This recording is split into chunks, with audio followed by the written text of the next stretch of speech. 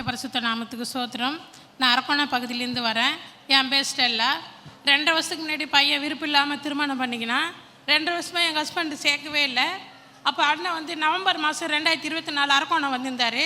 அப்போ வந்து பிள்ளையை குறித்து ரொம்ப கவலைப்படுற மகனே, சீக்கிரமாக வந்து மகன் உன்னிட்ட சேர்ந்துருவான்னு சொன்னார். அதே மாதிரி 20 நாளைக்கு முன்னாடி அவன் வந்து சேர்ந்துட்டான். பிப்ரவரி வந்து ஒரு சகோதரி வந்து 8 ஜப குறிப்பு எழுதி வச்சுருந்து இங்கே ஜெபம் பண்ணாங்க. பிப்ரவரி யூடியூப்பில் நான் கேட்டுன்னு இருந்தேன். அப்போ வந்து ரொம்ப நாளாக பையன் வந்து வீட்டு சாவி கேட்டு அரக்கோணத்தில் வந்து நேவலுக்கு ஏற்றாப்புல வீடு இருக்குது. எவ்வளோ உறவினர்கள் வந்து கேட்டாங்க, அவர் சமாதானமே பண்ண முடியல. போன மார்ச் 1 வந்து ஜப குறிப்பு எழுதி வச்சுட்டு போனேன்.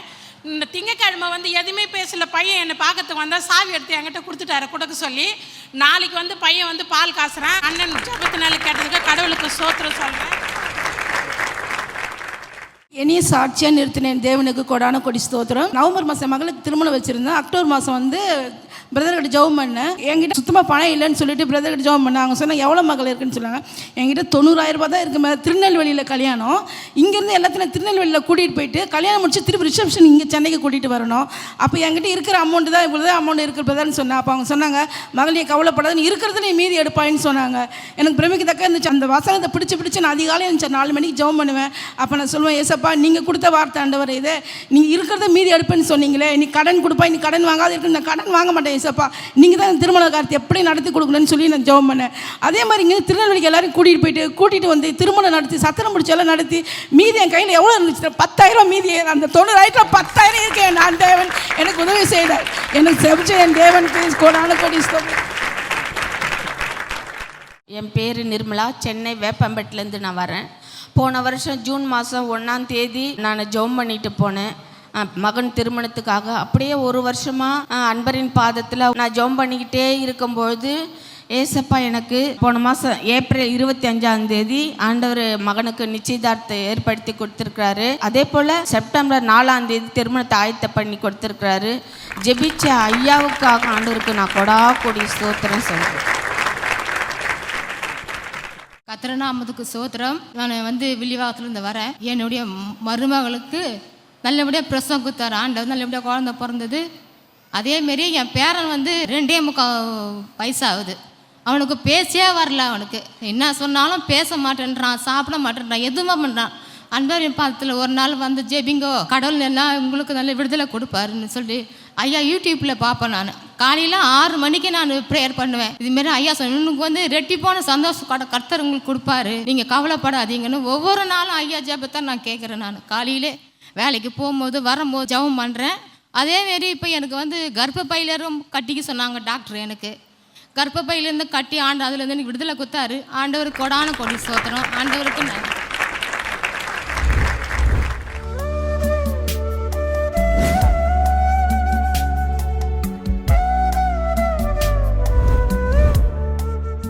கிறிஸ்துவுக்குள் மிகவும் பிரியமான எனதருமை சகோதர சகோதரிகளே, நம்மை சிருஷ்டித்தவரும் நம்மை உண்டாக்கினவரும் நம்மை ஒருபோதும் மறந்து போகாதவருமாகிய இயேசு கிறிஸ்து இணையற்ற நாமத்தினால உங்கள் எல்லாரையும் வாழ்த்தி ஆசீர்வதிக்கிறேன். அல்லேலூயா. எடுத்து வாசிக்கலாம். சங்கீதங்களின் புஸ்தகம் 28ஆம் அதிகாரம் 9வது வசனம் இப்படியாய் சொல்லுகிறது. எடுத்து வாசிப்போம். தேவரீர் உமது ஜனத்தை ரட்சித்து உமது சுதந்திரத்தை ஆசீர்வதியும், உமது சுதந்திரத்தை ஆசீர்வதியும், அவர்களை போஷித்து அவர்களை என்றென்றைக்கும் உயர்த்தி அருளும், அவர்களை என்றென்றைக்கும் உயர்த்தி அருளும். இது ஒரு ஜெபம் தாவீது ஆண்டவருடைய சமூகத்திலே வைத்தான். என்ன ஜெபம் வைக்கிற? ஆண்டவரே உமது ஜனத்தை நீர் ரட்சியும், முதல் விண்ணப்பம். 2வது உமது சுதந்திரத்தை ஆசீர்வதியும், அப்படின்னா நம்முடைய பிள்ளைகளை ஆசீர்வதியும்.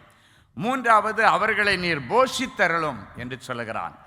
4வது அவர்களை என்றென்றைக்கும் உயர்த்தி அருளும் என்று 4 விண்ணப்பங்களை தாவீது ஆண்டவருடைய சமூகத்தில் வைத்தான்.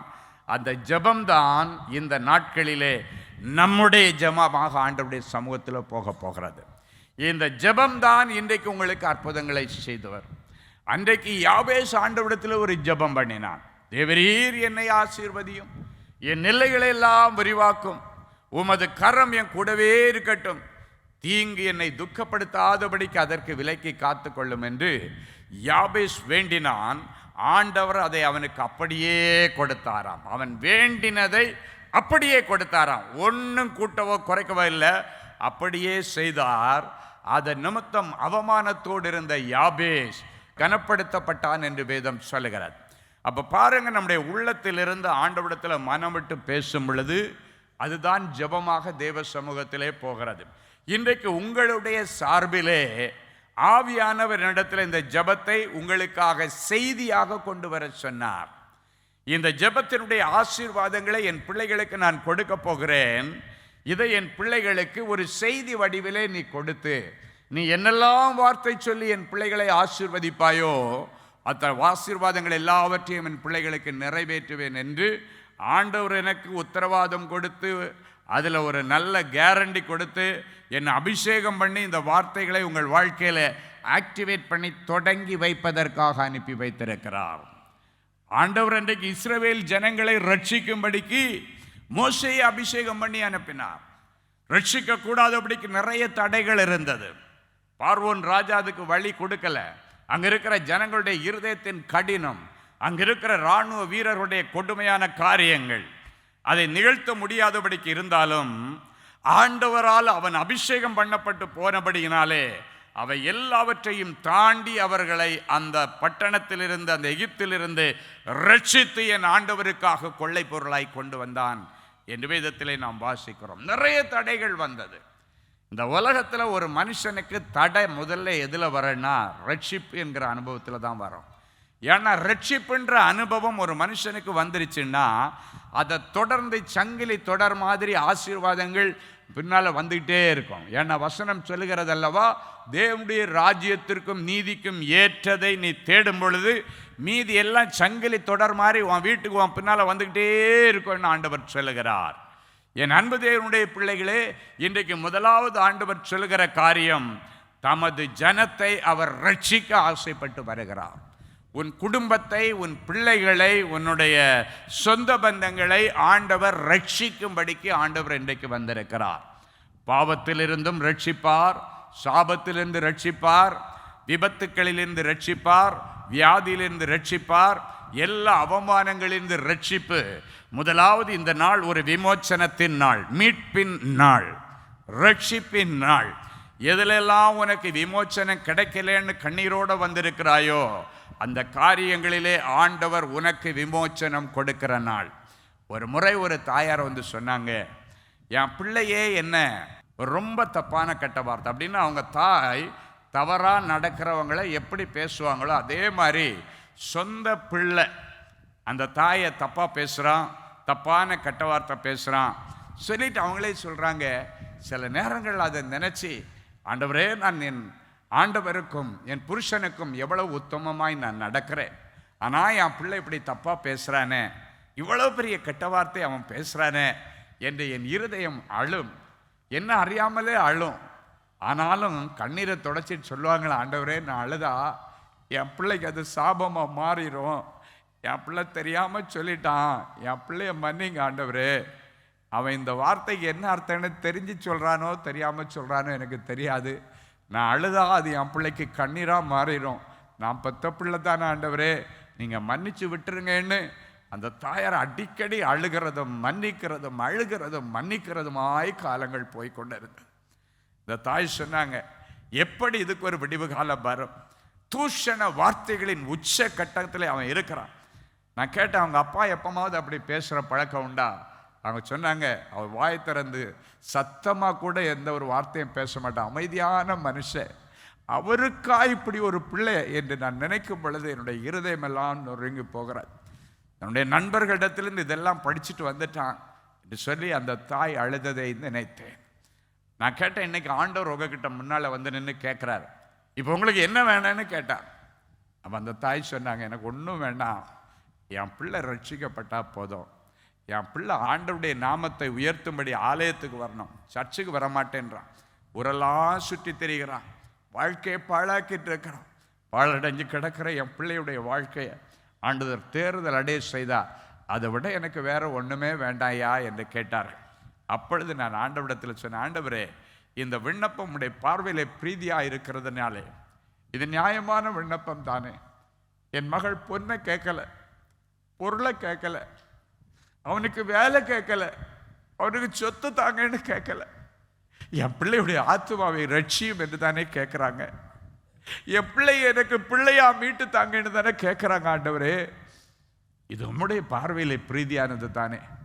என் பிள்ளைக்கு இனியும் இந்த ரட்சிப்பு தாமதியாதபடி தீவிரமாக இறங்கி தீவிரித்து என் பிள்ளை நீ ரட்சியும் கர்த்தாவேன்னு சொல்லி இந்த மகனுக்காக ஜெபிக்கும் பொழுது ஆண்டவர் ஒரே ஒரு வார்த்தை சொன்னார், இவனை ரட்சிக்க கூடாதபடி என்னுடைய கரம் குறுகி போகவில்லை, இவனுக்கு இது ரட்சிப்பின் நாள், நீ போ, உன் பிள்ளை ரட்சிப்பின் அனுபவத்தில் இருப்பான் என்று சொன்னார்கள்.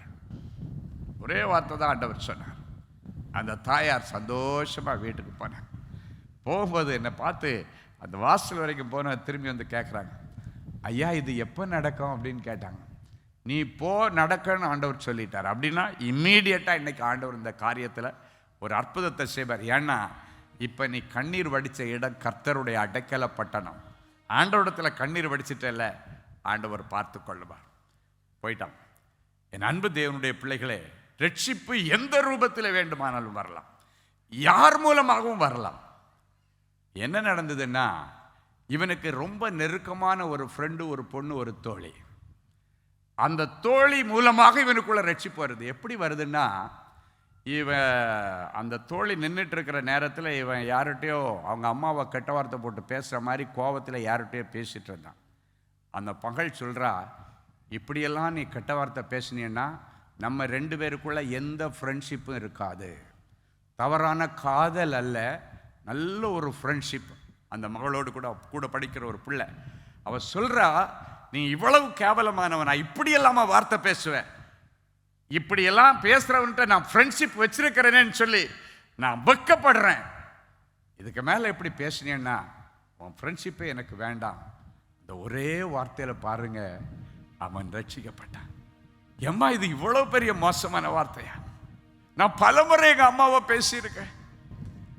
அவள் சொன்னாலும் அவங்க அம்மா பெருந்தன்மையில் கேட்டுட்டு இருப்பாங்க, எல்லாரும் கேட்டுட்டு இருக்க மாட்டாங்க. அப்பவே சொன்னானா, இன்னைக்கு இந்த நிமிஷத்திலிருந்து என் வாயிலிருந்து கெட்ட வார்த்தை வராது. ஓடி வந்து அவங்க அம்மாட்ட சொன்னானா, அம்மா என் ஃப்ரெண்டு மூலமாக இன்னைக்கு ஆண்டவர் என் கூட பேசினாருமா, நான் என் எந்த கெட்ட வார்த்தையும் பேச மாட்டேம்மா. அந்த அம்மாவுக்கு சந்தேகம் வந்துருச்சு, என்னடா லவ் கிவ் பண்ணுறியாடா, இது லவ்வர் சொன்னான்னு கேட்குறியாடா?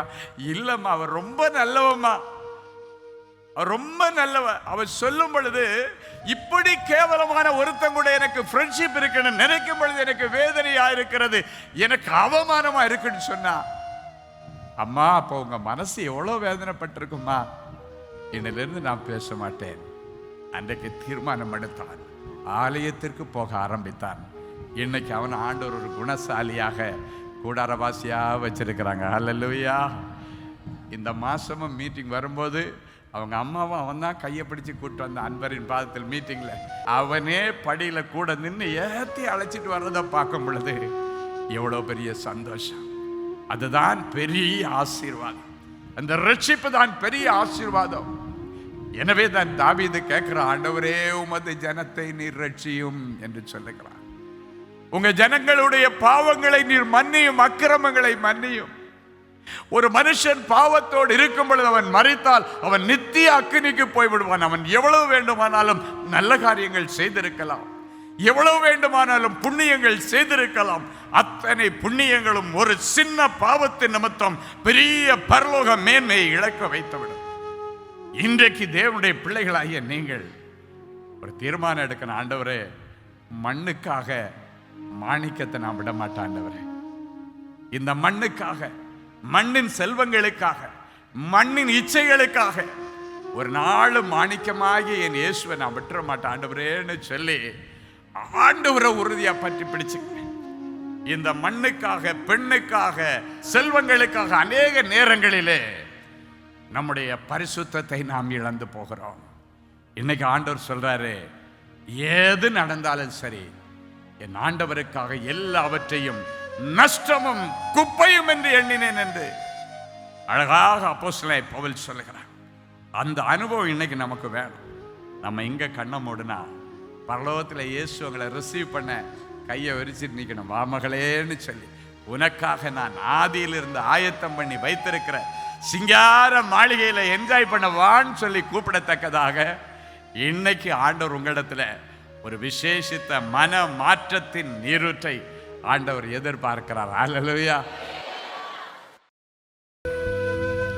இந்த ஏழை கூப்பிட்டான், கர்த்தருடைய கூப்பிடுதலை கேட்டு அவனுடைய எல்லா நெருக்கத்திற்கு நீங்களாக்கி விடுவித்தார்.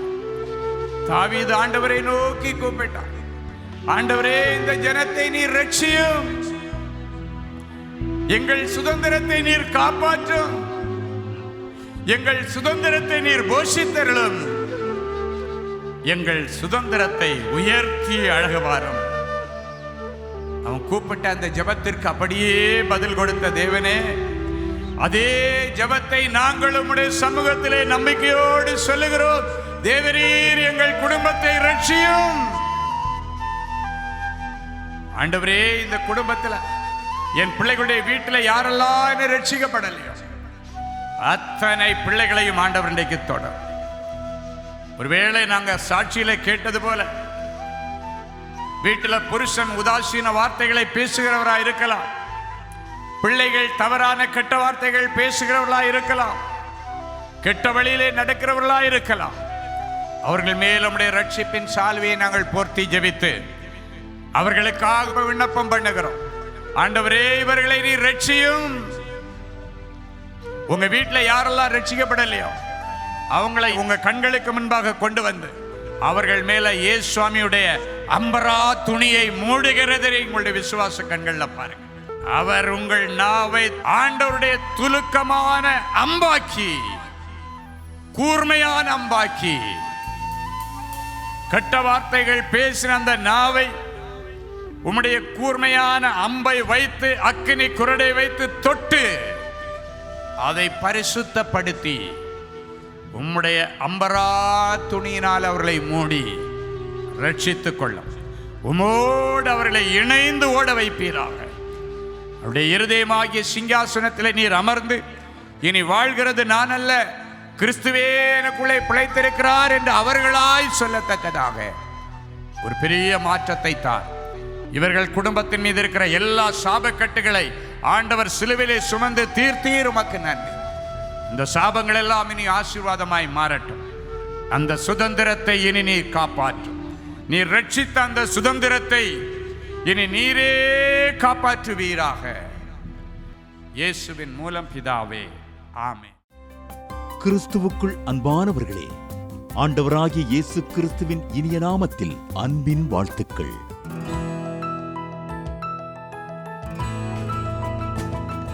எங்களுடைய மார்வெல் திருமண தகவல் மையத்தை ஆன்லைன் சேவை மூலம் உங்களுக்கு அறிமுகப்படுத்துவதில் நாங்கள் மிகுந்த மகிழ்ச்சி அடைகிறோம்.